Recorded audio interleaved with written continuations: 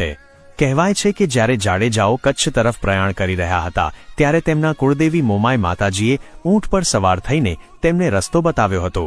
જે જગ્યાએ ઊંટ અદૃશ્ય થયો ત્યાં માતાજીની 2 મુખવાળી મૂર્તિ મળી આવી.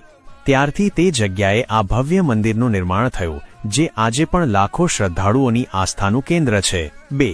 સાણા ડુંગર, ગીર સોમનાથ. ઉના તાલુકાના વાંકિયા ગામ પાસે આવેલો સાણા ડુંગર એક ઐતિહાસિક અને પૌરાણિક સ્થળ છે. અહીં મોમાઈ માતાજીનું મંદિર ડુંગરની ટોચ પર આવેલું છે. લોકવાયકા અનુસાર મહાભારત કાળમાં મહાબળશાળી ભીમે માત્ર એક જ રાતમાં આખો ડુંગર કોતરીને અંદર અનેક ગુફાઓ બનાવી હતી. આ ગુફાઓમાં રહેઠાણ, પાણીના કુંડ અને અન્ય રચનાઓ આજે પણ જોવા મળે છે. 3.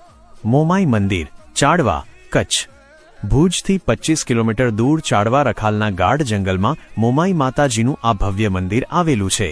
આ મંદિરનું નિર્માણ કચ્છના છેલ્લા રાજા પ્રાગમલજી ત્રીજાએ કરાવ્યું હતું, જેમણે પોતે મંદિરની ડિઝાઇન તૈયાર કરી હતી. જો કે તેમના નિધન બાદ તેમના પત્નીએ આ કાર્ય પૂર્ણ કરાવ્યું. કુદરતી સૌંદર્ય અને શાંત વાતાવરણની વચ્ચે આવેલું આ મંદિર તેના સ્થાપત્ય અને ઇતિહાસ માટે જાણીતું છે.